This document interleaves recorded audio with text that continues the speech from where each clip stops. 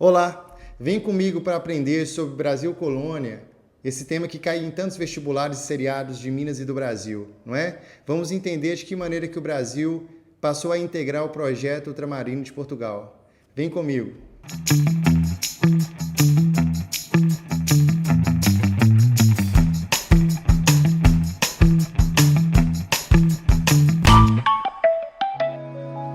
Eu estou com as minhas anotações aqui, te peço licença para, vez ou outra, sinalizar, e eu gostaria que você compreendesse sobre Brasil Colônia, que é esse período tão importante que vai de 1500 a 1808 ou 1822. 1500 o marco é a chegada de Pedro Álvares Cabral ao litoral do atual Brasil.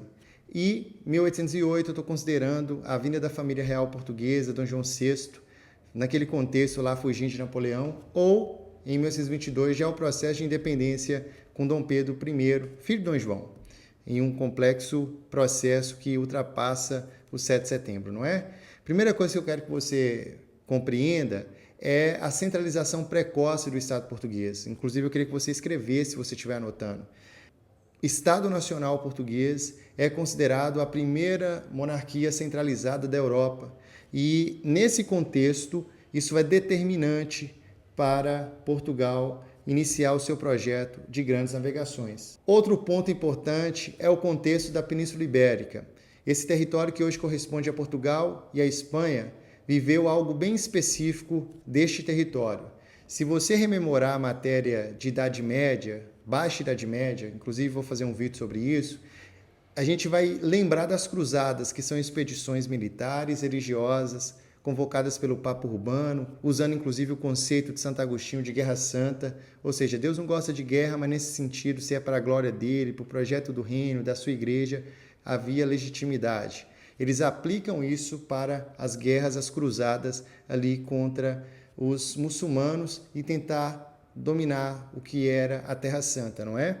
Pois bem, no contexto interno da Europa vai ter também uma guerra santa ou justa, que é aplicada para o que hoje é Portugal e Espanha, para a Península Ibérica.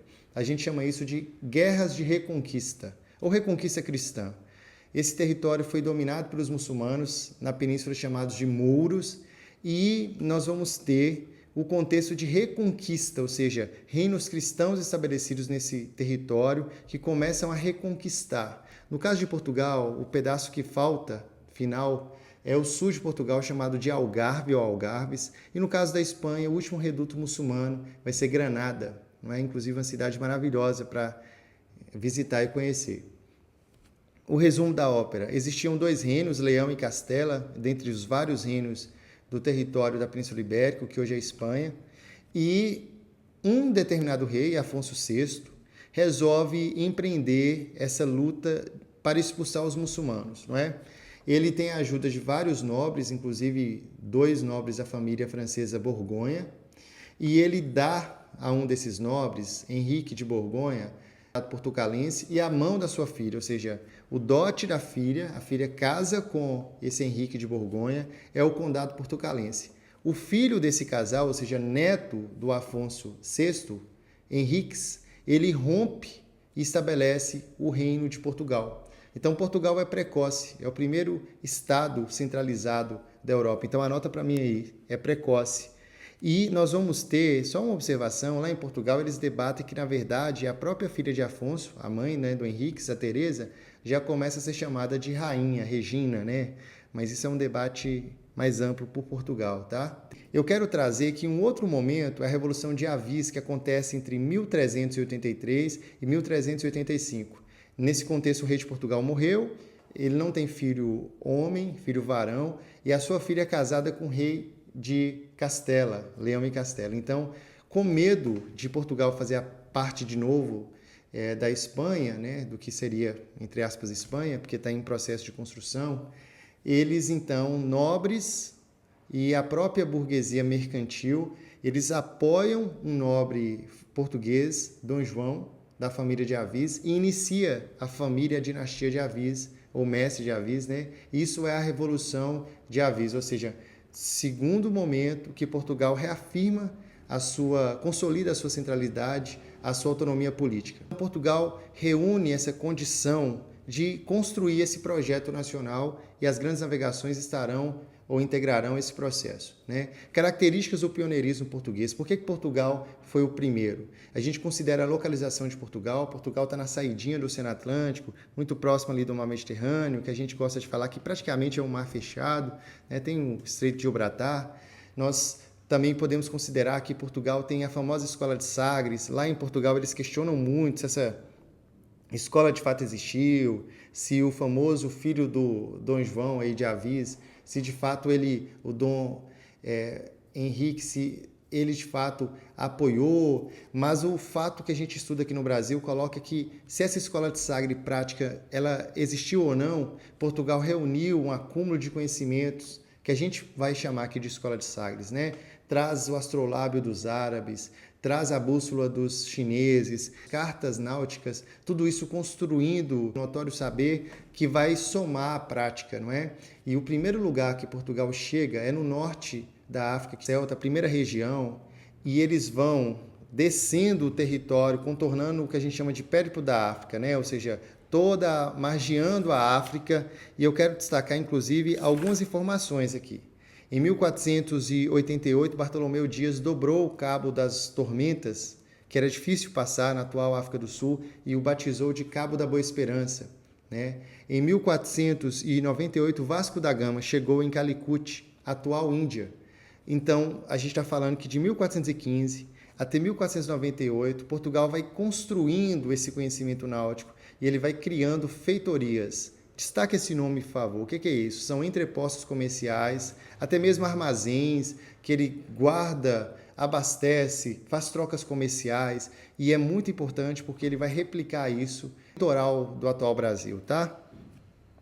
Portugal, portanto, está vivendo tudo isso, logo em seguida a Espanha vai viver, e a Espanha também e Portugal começam a chocar esse projeto, porque a Espanha também vai viajar, basta lembrar de Colombo, Cristóvão Colombo, que chega às Américas.